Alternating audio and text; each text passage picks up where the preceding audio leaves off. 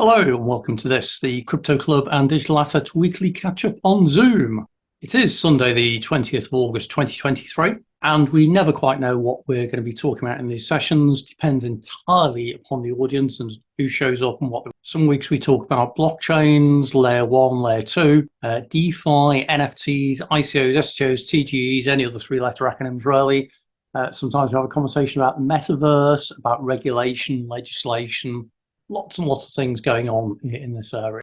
These sessions are held every Sunday evening, 7 p.m. till 8 p.m. UK time, and they are open to everybody, novice, intermediate, and expert alike. So if you're just beginning your journey into the crypto world and would like to learn more and would like to come along and ask questions, then please do. There's a link in the comments below. Equally, if you'd like to share details of a project that you're working on or a team that you're involved in, we have what we call Gone in 180 Seconds or Gone in 3 Minutes, where you have the chance to talk about the project. You can only talk about it, no slides, no pitch deck, nothing like that. None of this, can I share my screen? Just straight off talking, explaining what the project's about, what you're seeking to. Please, no shilling, no scamming, that kind of thing. It really is just for people who've got interesting projects. So with that, let's see who's going to come and join us today. Hi, Gary. I hope you're well, mate. Thanks for doing this on a Sunday. I saw the message in the group chat. I thought I'd join in. It'll be rude not to. So I'm here with the kids. So I'll be on mute, just catching up and seeing what you do. Appreciate it. Cool. Well, welcome aboard. Thanks for joining us. We'll never quite know what we're going to end up talking about, so do feel free to join in. If the kids want to have a conversation about crypto as well, they're more than welcome to give their views as well. I can tell you what they're hodling at the moment. Excellent, that's good. And we've got Gabrielle has joined as well. Hey, Gabrielle. Hi. And how's wonderful Spain at the moment? Great. Everything in order. Thank you. This is good. And we've just been joined by Monica as well. Hello, Monica. Hi, everyone. Hey. How are you? Hi, everyone. We're good. We're just starting off at the moment. We never know how many people are going to come along to these sessions. We never quite know what we're going to be talking about. It's really for the people who are taking part. But maybe if you start, Monica, I don't think you've been to one of these sessions before. Is that right? Yeah, that's right. This is my first time. Okay, fantastic. Well, thanks for joining us. Might be useful. You just want to share a little bit about yourself. Whereabouts in the world are you, and what's your interest in the session today? I live in London, and I'm into crypto for like about 2 years now. Okay. So I did some investment. I did lost as well. So I'm just here to learn. Okay. This is good. The great thing about crypto is you never stop learning, and the more you find out, the more you realize how little you actually know.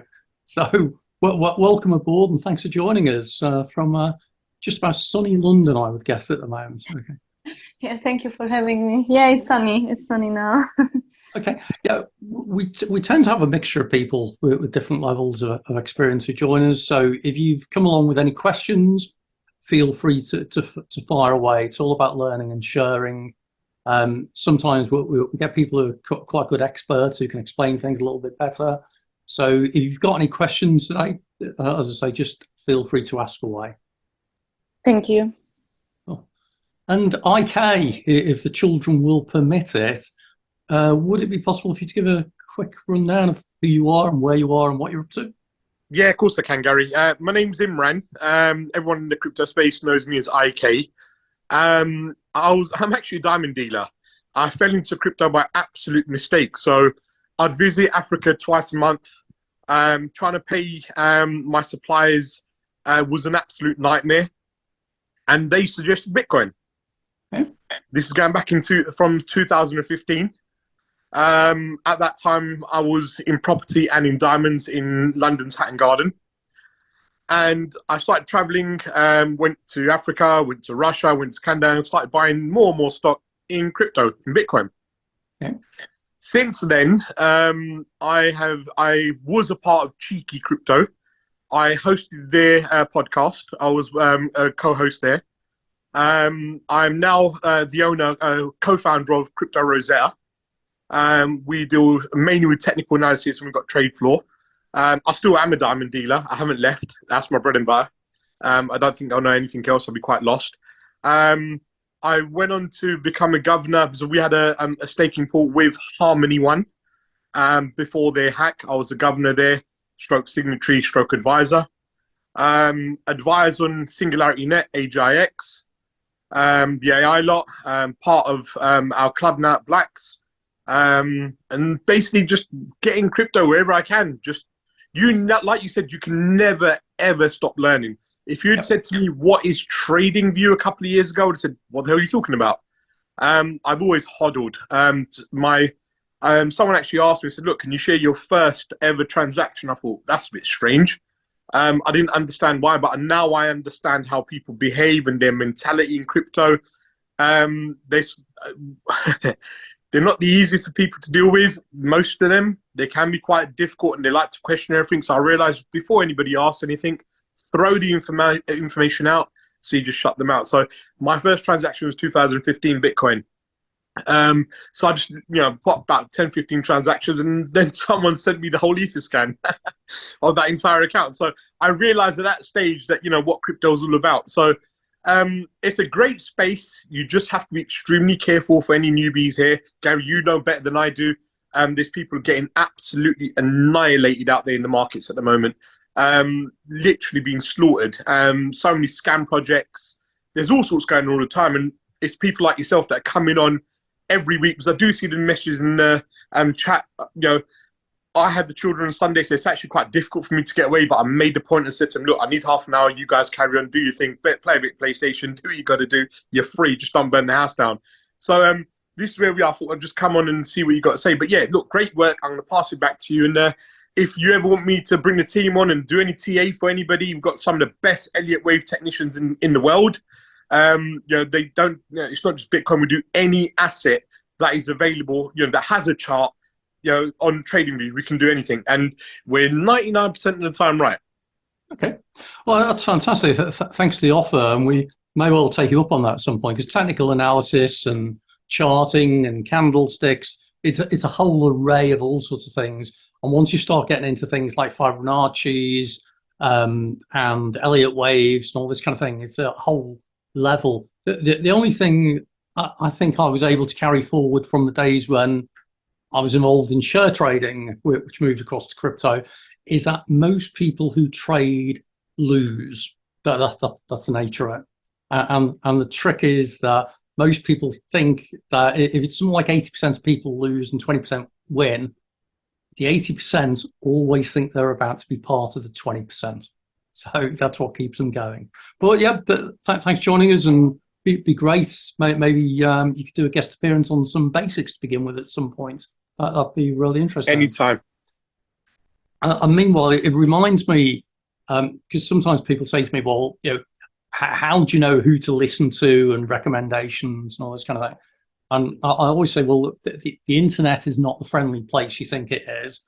So always be suspicious of anything you see, hear, do, whatever, which is why I was interested when you were saying before about someone asking you about your first ever transaction. Because I was thinking, that's interesting, because if he shares his first transaction, you can then trace all the other transactions. And a lot of people don't realize that. It sounds like that's exactly what happened to you. You live and learn very, very quickly in crypto. And anyway, luckily, I'm quite clued up, and I always change my MetaMask probably every couple of weeks now. New email, new passwords, new the whole lot, and just keep bouncing between them. So you wisen up very fast. Yeah. The trick also is don't be too open about what you're doing. So I even get it with people saying, things like cold storage and wallets. What's the recommendation? What do you use, and that kind of thing. And even with that, it's usually best to not specifically say what it is you do, but offer general guidance. Or otherwise, if you suddenly say, oh, well, I use this wallet, blah, blah, blah, blah, that's where it exposes you to suddenly get an email saying, hey, it's this wallet support team. We've just had a hack. Can you please share all your details, and we're going to fix it for you? And then they are the hackers. So yeah, always be cautious and careful. That's good. And I see we've got Ed's joining us as well once they're connected through on the audio. Hey, Ed.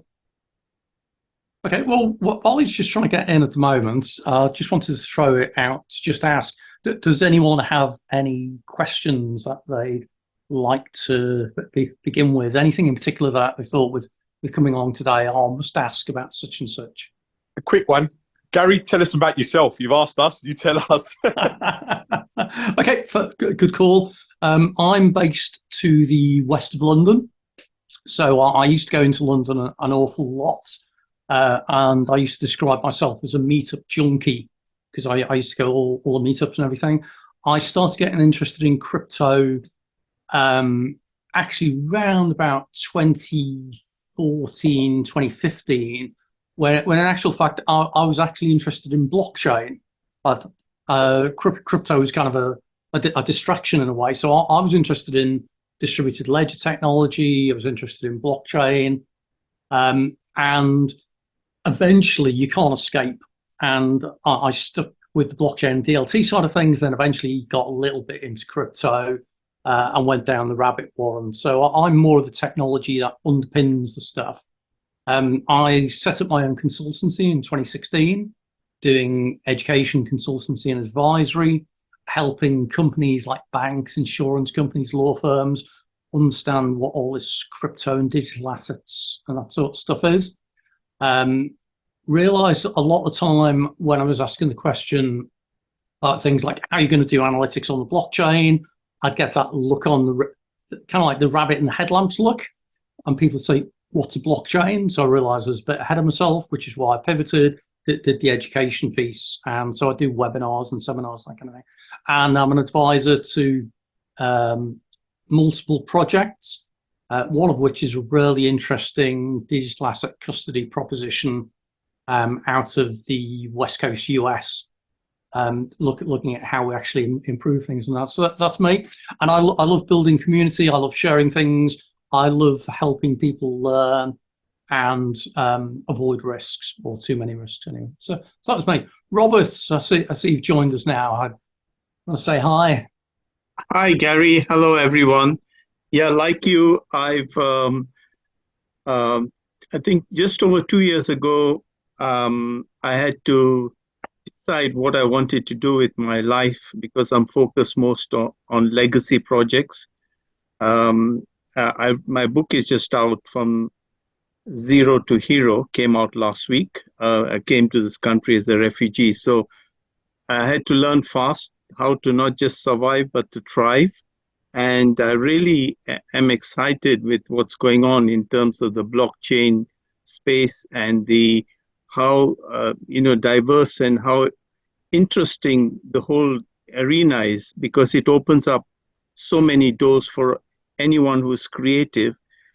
Yes, AI, there's good and bad. I focus on what's good. There's always good business practice. I believe that if you use all these tools to serve humanity, then it's a great thing. So, like you, Gary, I'm very keen to help as many people get out of debt and what goes on, and help give them the best tools and strategies so that we all, as a community, we do well out of this new arena that we are moving into. Excellent. So I love the idea of moving away from striving to thriving. That's great. I've just been joined by Elena as well. Hi, Elena. Hi, Gary. Hi, everyone. We're just having a general chat with some new names and faces here. So we've got, it sounds like mainly people from the UK today. Gabriella, one of our regulars in Spain. Elena, one of our regulars in Ireland. And I think 3 of the people on the call from London or nearby. So a nice mix this evening. So that's good. Okay. So again, it kind of comes back. Has anyone come along with any questions this evening to begin with? We'll get the ball rolling. I've got no prepared questions, but Robert was saying something just now, and I could something made me curious. Robert, you said that you were speaking about AI and technology, and you said there are good and bad things. I'm only used to listening to the good things about technology and progress. What could be the bad things about AI, and what could be the bad things about blockchain? Oh, my God, that could take days, Elena, because I've been immersing myself into this space, and what it comes down to is the leadership in any organization, whether it's in government, whether it's in business. It's how these the people who control the systems and the institutions, is how they actually manipulate and do things. The blockchain I love because my background is in financial services. I understand how the banks operate, and I really don't like the creative systems that they have hidden agenda and manipulate the markets. For me, this has to stop. There's enough wealth for everyone, for the whole world. There's enough food for everyone, but the systems that we have to deal with are used against. It's called divide and rule. It's a minority of people who do this, who have got the power and to manipulate. And we just, as a community, have to be aware that we must actually, our freedom of speech and our freedom to live in an ethical, sustainable way is the future. But a lot of the governments and the systems, they want to control everything. They want to bring in the CBDC to say, this is how you live, this is how they want to control, like just as they're trying to get rid of cash. Okay, if you imagine that cash it's people's choice to spend how they want. It's up to them. Nobody should be telling them how they spend their money, but they want to get rid of cash and say, look, you need to use our one currency and that's it. For me, that doesn't work. And I'm sure majority of the leaders here and thinkers want a free world where we can express ourselves and actually live to our full potential. Could I ask Imran, you were mentioning before, you mentioned Singularity.net, which is a really interesting project because it was probably one of the first movers into the blockchain and AI space in some ways. I just wondered if you could share a little bit more detail about that, because it's a really interesting area. So they've got a fantastic team. Janet Adams, Ben Gertzel, the team are just amazing. These guys really think things through, and the way that they right now they're in the Middle East. So one of my jobs is as a consultant is I actually raise funds for projects. They actually are the only ones who haven't asked me for funds, and we've offered them. So you know that they're doing the right things. And we're talking a large amount of money with some of these Middle Eastern families, private offices, the whole lot. They don't need the funds. They have, most of the projects are literally rolling over and saying, look, can you, consult and negotiate deals for us? So everything they're doing the right thing. When the technology side of the things, I'm not a tech geek. So, whenever Janet sits there and everybody else and they're talking about it, I sort of like switch off. But everything that I do hear from my team, who specialize in the blockchain, they say to me, look, Imran, these guys are phenomenal and they know exactly what they're doing. I met Dr. Ben Gertzel, I think it was in 2015, I think it was in Miami. From then I was like mesmerized. The guy's extremely smart, very, very intelligent. You can throw him any question, make him try and, just feel as uncomfortable as possible, just smile at you and keep going. And that's why I like, he's one of those chaps that regardless whatever the project is, it's more of a case of you can throw a curveball at this guy and the team will get it right. They'll navigate their way and get on with it. And that's the only reason why I got involved. And whenever they call upon us, we just do what we can for them. So that's the only reason why. I just know if there's an issue, they'll deal with it. They're not going to let just retail hanging. I know that. I just pulled up while you were chatting their website as well, because they were, as I say, they're one of the first known organizations to start blending distributed ledger or blockchain technology and AI. And they're very much going into the AI space, and they've got a very good reputation, as you say, on that. So I can certainly recommend you check out singularitynet.io. Yeah, I mean, their bots are fantastic as well, Gary. You know, they actually trade for you. So they're fantastic. They actually do all the work for you. So we actually had a meetup, I think it was about a year ago, and they just introduced these bots. And the way they outperformed all of us. They fully outperformed everybody. And, you know, I would like to say my team's extremely, you know, competent.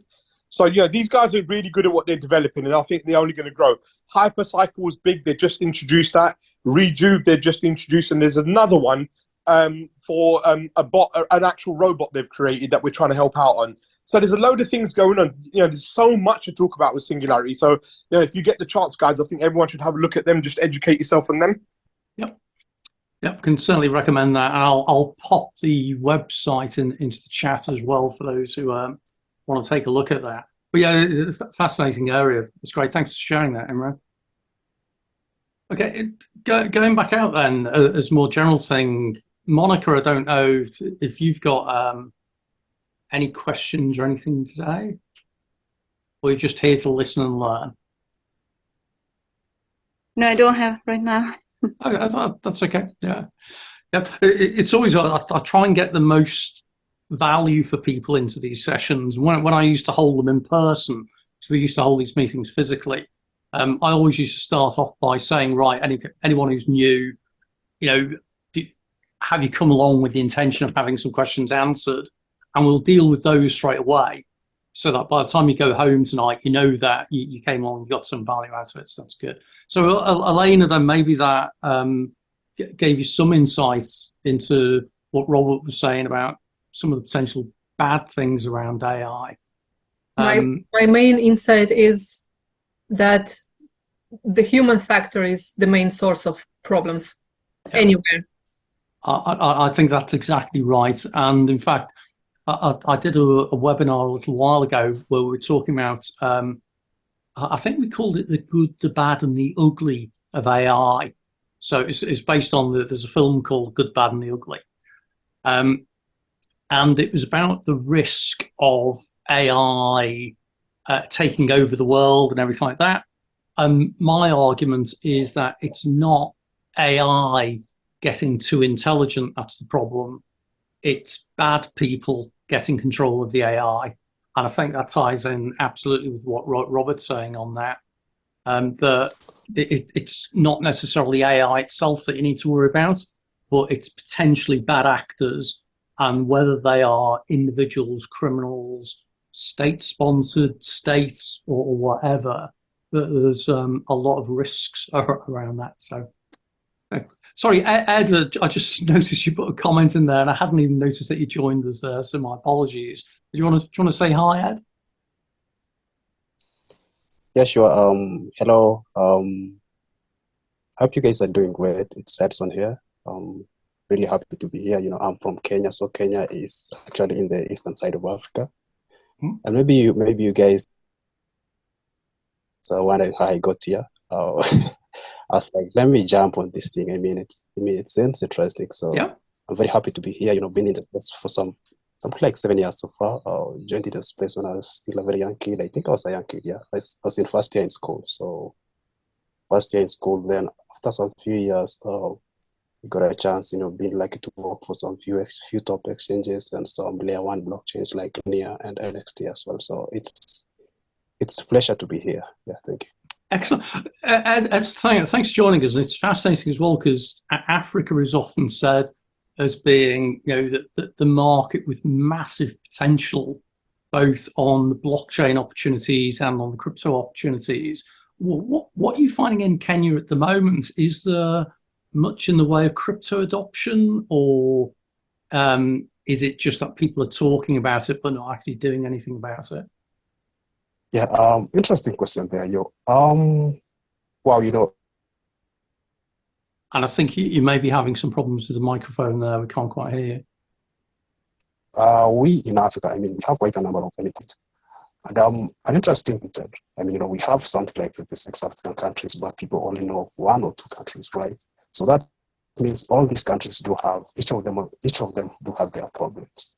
Then now coming to see let's say what the blockchain can solve is, you know, of course, you know, we've seen big companies come here, I've also been pretty lucky to have worked with NEA Foundation and NEA Protocols investment team, and most specifically trying to have a look at the African projects who are applying for funding from NEA Protocol and NEA Foundation for grants. So I think one of the main challenges that we do find is, of course, we have seen quite a number of companies coming on board to see how they can help some of these problems. But again, I think in a way they end up creating very complex blockchain products which may not be usable by that normal, African individuals, right? So let's say you are creating a blockchain product or a blockchain product, sorry, and you are creating for someone in Africa who might not be able to have an access to a smartphone. And the first thing on the user interface is Connect Wallet. Someone in the village doesn't even know what a wallet is. So, and that has been one of the main challenges. There has been very poor decision making on creating products which are solutions. Ed, I think there's some challenges with the connection at the moment. Sorry. And we've seen some companies. Sorry. Sorry, you're dropping out quite a lot. That's what has been happening for a while now. And talking about, let's say, blockchain adoption, trying to be very faithful. Most Africans, when they are in the space, at least each of them are looking for something. So you definitely have to create products which are incentivizing people to get some money. Yeah. So at the end of the day, if you create something like an exchange here, you might find some few guys, trying to get some few bucks in there. If you create something like a play to earn game, then at some point it doesn't even make some real sense, because when you talk about play to earn games, some of these games actually need you to pay for you to earn. So that's already an tax. And the booming aspect of blockchain in Africa is specifically only crypto. It's mostly crypto. Other solutions have not really come up. And I think, I don't want to say maybe we still have a long way, but I think it's just because of the way most of us are. We are just looking for incentives. I'm trying to be very specific. In the past few weeks, you guys have heard about WorldCoin. Africa was one of their hotspots because, they know some people are always looking for airdrops and stuff like that. So, yeah, we're trying here, man. That's good. It certainly is a fascinating thing. I'm always intrigued how it is that everyone always talks about Africa as though it's one country. Whereas it's absolutely, you've got all the different cultures, you've got all the different developments and everything. But it's definitely a fascinating area. And it is interesting as well that you mentioned about WorldCoin, which kind of goes back to Elena's question again about blockchain and AI, because WorldCoin was actually spun off from the people behind OpenAI. And they launched a new crypto token recently for digital identity. And it's where they've been traveling the world, these orbs that look at your retina and do scans and everything. So, thanks so much for sharing that. It's really appreciated. And Sue, just been joined by Brendan as well. Hey, Brendan. Yeah. Hi, Gary. How are you? You all right? Hey, we're good. Yeah, we met a long time ago in London at one of the blockchain events, many years ago, I think. So, sorry for joining late. No worries. It's all right. We've just been having a general chat. We've got people from quite literally all around the world. Spain, Ireland, Kenya, and London, I think it is. I think they're the main areas. So it's a good mix. And yeah, but Brendan, it's quite often that, because I used to go to a lot of meetups and organise a lot of them, that I still get people coming along who say, oh yeah, I met you 5 years ago. So tell us a bit more then, Brendan. Whereabouts you actually based and what you're up to in the world of blockchain or crypto or whatever? So I'm based in Birmingham. I've been here for 7 years. And my interest is, back in 2018, I was trying to get funding to build a blockchain platform, and then sort of hitting brick walls. And then recently, I've just finally, I've been basically on and off, putting time into developing a music startup. I'm literally just about to launch a Web3 DApp to help independent artists. And I've just got someone to develop a smart contract on the Polygon network. And my understanding is limited because I'm not a techie. I'm sort of more creative design and business development. And I haven't got like a techie on board with a platform. It's just like a service provider. So I guess I just need to really get my head into, the smart contract kind of things and just learn more, and sort of network really, just to get my knowledge up on blockchain and NFTs and smart contracts really. Cool. So what are you saying about music? Is that around the distribution and licensing and the payments and everything? Yeah, so it's the smart contract is an NFT smart contract, and it's the brand soul of the business is to protect and monetize the IP of songs for independent artists. So we're not interested in the existing music industry. We're just about like an alternative music industry for independent artists. So it's a smart contract initially, just to show proof of copyright, and then to monetize that through different ways and means. One of which would be, the NFT side. Okay. But So, it's yeah. I was going to say there's been a few other projects I've heard of where they're looking at either changing the distribution model or changing the licensing and revenue models around either. So I think one of the first ones was Mycelium, if I remember correctly. Yeah. They did loads, and there was Imogen Heap, who was the first musician to actually put music on a blockchain, quite literally. Yeah. I don't know if you had any chats with those teams or anything like that. No, not with Imogen Heap. There was a guy, I forget his name now. He launched like a blockchain platform to do with licensing. I forget his name now. But yeah, but there's been plenty of them around, and there's plenty of like music NFT platforms, but I find them quite one-dimensional. Okay. So we're coming get from a different angle, really. Not directly saying this is an NFT platform, but we want to try and educate people about blockchain and use it in a more proof of copyright way first, Okay.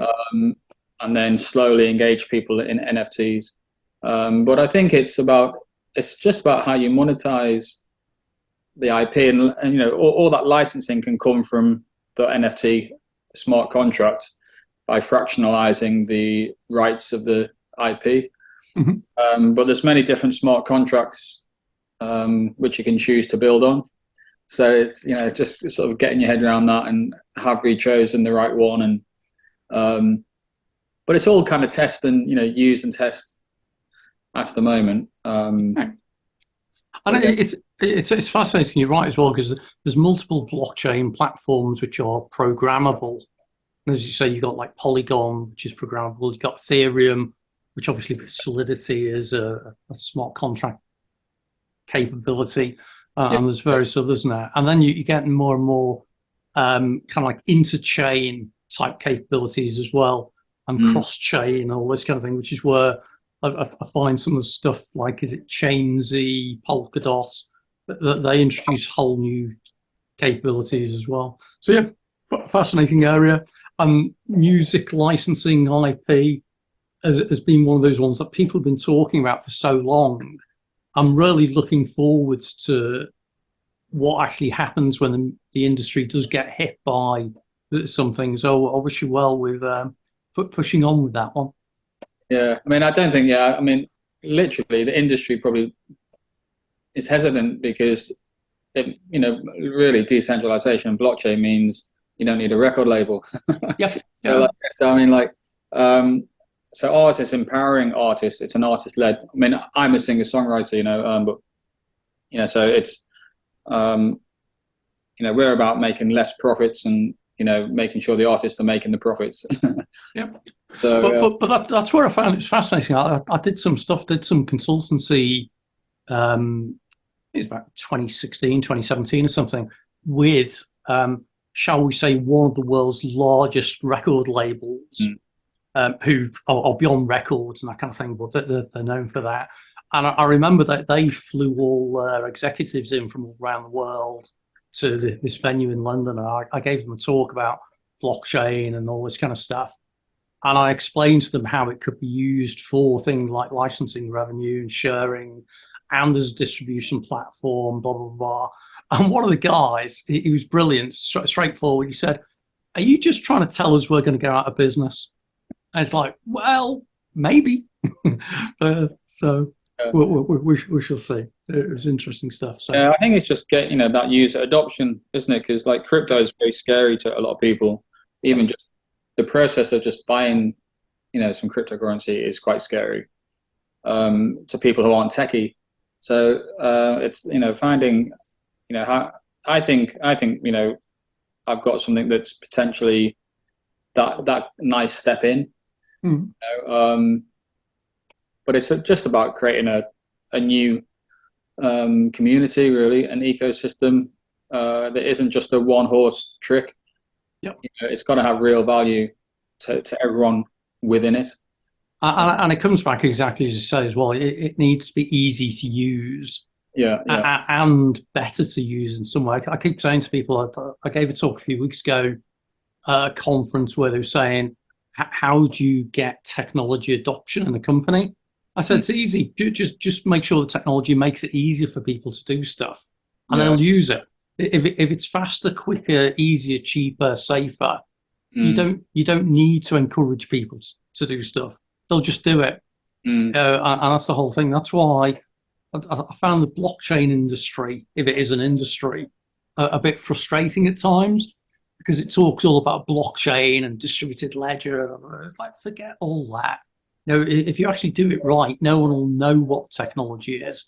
But what they will know is, oh, look at what I can do on my mobile phone, or I can make a payment without any friction and that kind of thing. So, yeah, that's exactly right. You don't need to mention the word blockchain. You just have the UX design. Shouldn't mention it to the general. Exactly. I'm an advisor to a insurance technology company who use blockchain under the hood. And one of the great things when I used to demonstrate it to some people is it didn't say blockchain on it anywhere. So it doesn't matter. What it does is it makes it easier for you to see what business you're doing. It makes it easier to do all the calculations. It provides transparency. It's all consistent. It's audited. Blockchain, don't worry about that bit. This is just easy to use. Yeah, that's for the investor deck, isn't it? They like the word blockchain. But even with investors, the investors probably just want to see that, are they going to make money, and how the business makes money.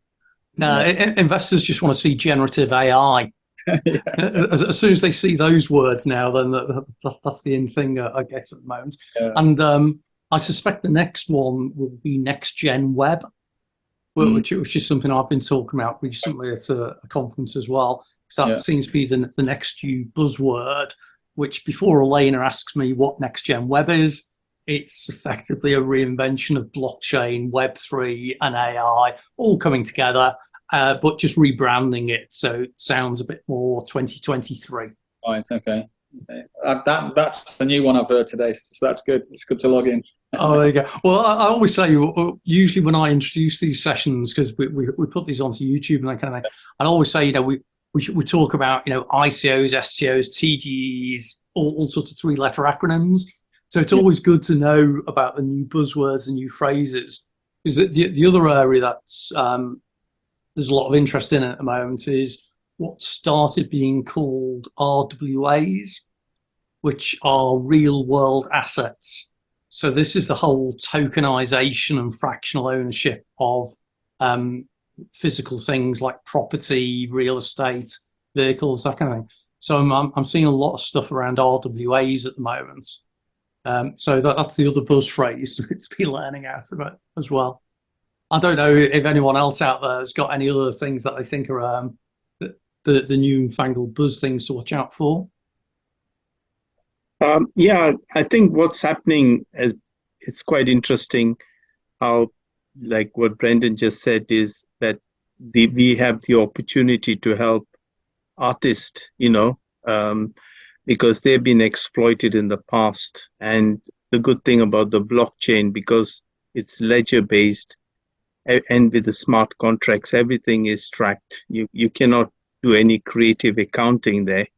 And what's exciting is the metaverse side, which is developing quite fast by many creative people who are now entering that space. Because in the past, they couldn't work. They needed a lot of capital to do anything. Now there's, thank goodness, there's a lot of philanthropists and people, I call them the good guys. There are billionaires who are now coming together to focus on their legacy. They've got enough money they can never ever spend in their lifetime, but they know that there's a reason why they're here. And the generational wealth, which we, as a financial advisor in the past, I used to talk about it. But really, in the current institutions, you can't really do that. The whole system goes, you're fighting, large, big whales and investors. So I think the time has come now for creative people to come together to collaborate and get the funding, to help humanity rather than just what's in it for me. That's the old ways of doing business. So I'm very excited that the development that's taking place with Next Gen or whatever name that comes into play is good for all the communities that we collaborate with. That's good. And it's hopefully if it's done in the right way. That's the thing that concerns me a little bit about Edson was mentioning about Africa, and I've seen many cases where people are saying, oh yeah, well, blockchain and crypto is going to revolutionize Africa. It's going to provide banking to the unbanked. And my argument is that is exactly what you don't want to happen. What you want is the ability to have things like frictionless payments, the ability for a trader to buy and sell things, the ability for a farmer to buy and sell things.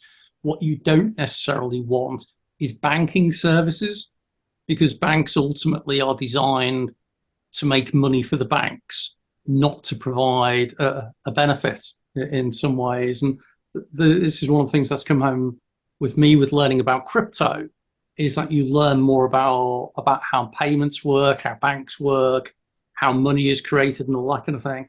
And in some ways, I think it is a risky thing to improve the banking services in Africa, because that introduces the risk of a debt-based economy even more. And in some ways, I think we need to move away from that. So I think payments and frictionless facilities, absolutely. But the ability, because I know when I spoke to some banks and they said, oh yeah, does this mean we'd be able to provide loans and credit to people in Africa? It's like, that might not be to their benefit. So we shall see. But yeah, an interesting discussion, definitely. Conscious as well, we've got about 15 minutes left, because I'll try and close these sessions off. Don't know if anyone's got anything they'd like to share or any news or anything. I follow trends. One of my successes in life, because I worked with a lot of banks in the past, I came, just in a nutshell, from Uganda with $50. And within 3 years, I bought my first house in the UK. People wonder, how is that possible? But when you harness the power of your mind and you're creative in a positive way, anything is possible. So one of my gifts is I follow trends, and I knew when I worked for Hamrose Bank, and I could see in 87 that the markets, they were getting out of control. And my gut instinct told me I told all my clients to cash out and move into deposits. And I have the same feeling, I'm saying the same thing right now, that there is a lot of creative accounting that's going on. And, it's just a matter of time that people should do the same, move into fixed assets where they protect their capital. Because I remember the time when people who had lots of properties with big loans, they all ended up with negative equity, and most of those properties were seized by the banks. And the same thing is going to happen again, because most people, I find most business people, they don't have a plan A, B, and C. And now is the time for people who are investing who have got a lot of capital or borrowed a lot of capital, they need to have a plan A, B, and C just to protect their assets before the crash. Mm. It's interesting that I've been through this before, where I've had conversations with people who said, well, what would you recommend? And I always start off by saying I never recommend anything in terms of financial advice. But there are certain things that you should be considering, one of which is around diversifying, reducing your risk, reducing your exposure. And it was interesting, one guy was saying, well, should I buy property? Should I buy gold? Should I buy crypto? And I said, I think we're in such interesting times right now. The best thing I would recommend, and this is not financial advice, is non-perishable canned goods, water, and somewhere to stay safe. Because it just feels as though the world is going to go a little bit crazy. Sorry. Who was that? So carry on. Was it Brendan? No, I think it was Imran. Yeah. Okay. I mean, look, cash is king at the moment. That's what I believe. It depends which currency you're sitting in as well. You got this brink scenario. You got China's Evergrande. It's the house of cards. It's going to be very, very problematic. People not the ones who are just. I mean, I see this in all the discords. My own Discord. People are still buying crypto at this moment in time. And I'm not a financial advisor. I was back in my past life, but I wouldn't. Again, this isn't financial advice. I definitely wouldn't be buying any crypto to hodl at this moment in time. If you are buying Bitcoin, probably DCA. Get a DCA calculator. I know my own son. He's 18. Any pocket money he gets for jobs, he's DCAing into Bitcoin. So be it £20 a week or whatever it is, you won't lose if you look at it as a long-term play. But what people need to understand is the interest rates are going to keep rising slowly. Probably 2-3 more hikes to go, I believe. In the UK, Gary, you're probably aware of this already. The mortgages, where people have been on fixed products on their mortgages, their terms are going to come up soon. God knows how many millions of households are going to probably have 2/3 whacked onto their monthly payments. People are really tightening their belts. What's going to actually happen is going to be quite scary. I do know that some of the mortgage lenders I think they're giving everyone a 12-month, I'd say allowance. If they're in arrears, they won't go in for repossession. They're literally kicking the can down the street. What's going to happen is going to be a whole load of repossessions in the end. And I think it's going to be extremely painful before it gets better. But there will be fantastic, life-changing opportunities coming, I believe. It's just going to be a lot more pain at the moment. Everyone has to just, bite their tongues, be very diversified and smart in what they're doing. That's all I'm going to say. And even the banks are going bankrupt and no financial advisor will get it right. So just read, educate yourselves. That's all I will say. So some sensible advice there. And I'm old enough to remember when interest rates on mortgages were 15%. So where people are talking about mortgages of 8 and 9% at the moment, there's a lot more potential in that way. But as I often say to people, if you're going to listen to somebody around advice and that, and I haven't said this for a while actually, there used to be a test I applied to whether you should believe somebody or not, and it was in essence that they needed to have 3 things before you could be confident in their advice, and those 3 things were, let's see, it's that they had to have their own private island, which that they had made money out of investing in order to buy. They have to have their own private jet, and they have to have their own yacht. And if they've got those 3 things, and they've got those 3 things through trading, then they're worth listening to. Or anyone else. Gary, are you talking about Richard Branson? well, it is kind of funny that there aren't that many people who qualify. And in fact, the really savvy ones are the ones who don't own those things, but they have them all in trust, so they don't even pay taxes on them. So I should extend it to you should have 3 things in trust and go from there. Yeah. I'm conscious as well, Imran mentioned DCAing before. So just in case anyone doesn't know what DCAing is, the letters stand for dollar cost averaging. And depending upon who you speak to, it means slightly different things. So I think the way Imran was describing it was the simplest way. It basically means whenever you can, just put a few pounds or dollars into crypto. So if the price is going down, you just buy in. So it's something I used to say to people. It's a bit like if you're going to go to the coffee shop and have a cup of coffee. Well, instead of buying a cup of coffee, which is what, £2, £3 or whatever, just put that money away, and every so often just buy something with it, some crypto or whatever.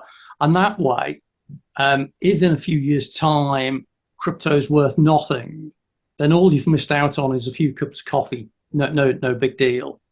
Whereas if crypto goes up, then you've potentially got something that's quite nice.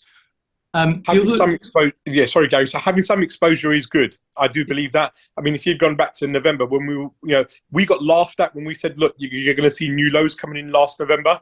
People thought we were crazy. We just followed Elliott Wave, and now everyone's, they actually appreciate us. We said it again in 2021 in November. The top could be in. People, it's actually quite difficult to explain to people when some influencers are saying, "Look, we're going to the moon," and even now.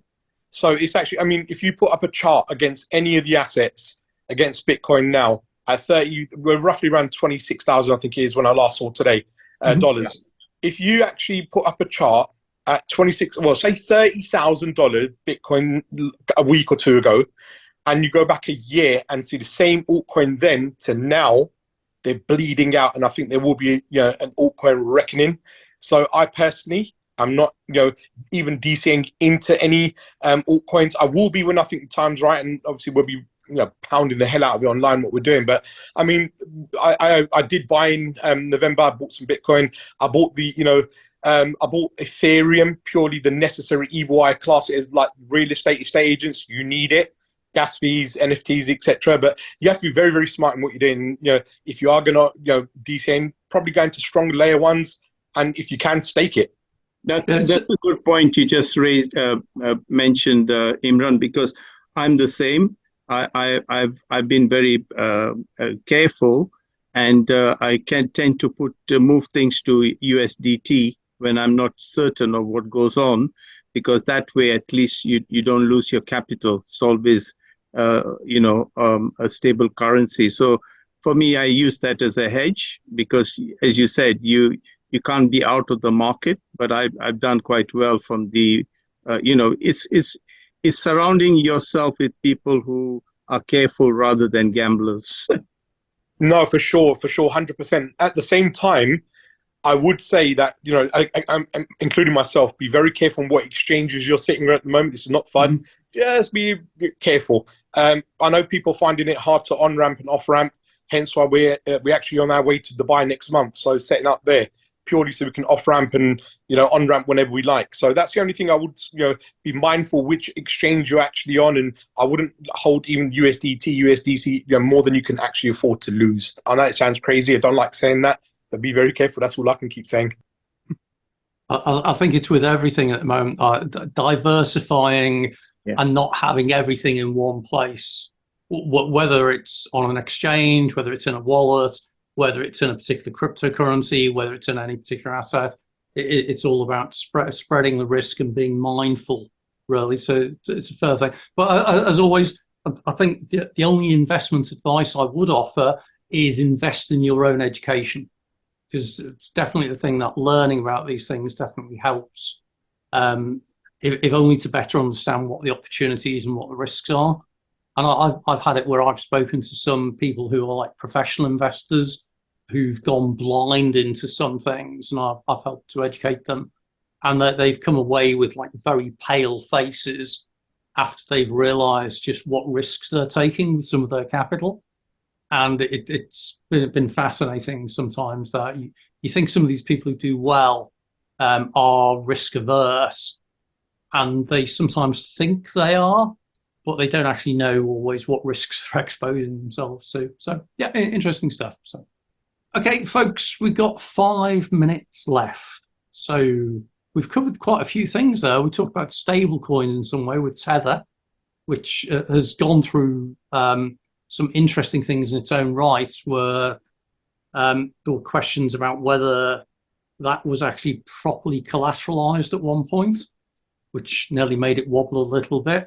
We've got the thing about not exposing yourself too much to any particular exchange because the on-ramp and the off-ramp, so converting to and from fiat is a big thing. So very true as well. You might notice, particularly in the UK at the moment, there might be a period where the on-ramps and off-ramps with bank accounts to exchanges might get a little bit challenging, shall we say, because there's some new and upcoming regulations that are about to go into place in the UK in particular, which is around crypto markets. And I've forgotten the exact regulation now, but it comes into effect in October around more companies having to go onto the FCA register if they want to be marketing crypto assets and that. So the FCA have sent another letter to the banks, I believe, saying just be very careful. So just be mindful of that. Anyone knows that because there's I think Robert Kiyosaki was talking about this, how the BRICS nation are moving into a currency which is gold reserve against the dollar, which has got no reserve, just a printed paper. So it's 22nd is going to be an exciting date where the BRICS nation, I think everyone knows what BRICS stands for, where there could be major shifts in the market, but just keep an eye on that. And that's something I've seen that for several years now. So for those who don't know, BRICS, Brazil, Russia, India, China, I don't even know what the S is. I presume it's South Africa, if it's any. Yeah. The whole argument is moving away from a US dollar denominated world currency for things like oil payments and that kind of thing, and about the BRICS nations getting together to come up with alternatives. And I've seen this many times now about that could cause a destabilizing effect, and America isn't going to like that because the US likes it that the dollar is the default currency of the world type thing. So I'm not entirely convinced around that, but I think it is something that probably will happen one day. And when it does, that could have some profound impact on world economies again. But meanwhile, America seems very keen to preserve its domination around world trading. And that's where it's interesting. Imran was saying about going to Dubai. You take a look about the Gulf states and how things like Saudi Arabia in particular seems to be aligning itself with Russia and China more and more right now, which means if you suddenly end up with a non-US dollar denominated oil payment scheme, that could be quite threatening. So we shall see. But that's all hypothetical, could happen, might not happen, who knows. Okay, well, we're down to the last couple of minutes then. So I'm going to just ask if anyone's got any kind of like closing things before we finish for the day. And if we've said anything that anyone's thinking, what was that they said right at the beginning? It's been a very interesting session today. That's my closing thought. Excellent. Elaine is usually the one who's brilliant because she listens intently, and then right at the end she says, just right at the beginning, what you said was. So that's good fun. Right, folks, in that case, if there's nothing else, I'm going to call it a day. Thank everyone for coming along and participating so actively. Hope those who were just listening got some value out of it. Hope those who actively participated and enjoyed it as well. And thank you very much for sharing. Do come along again. We hold these every Sunday evening. I know for some people it's a bit of a difficult time, particularly if you have children and that. But I'll close off, say we do record these sessions as well, so it'll be up on YouTube. I'll share the link on that as well. Thank you for coming along today. Hope you enjoyed it and have a great day. Thank you, everyone. Keep up the great work. Take care, everyone. Bye-bye. Bye. All the best.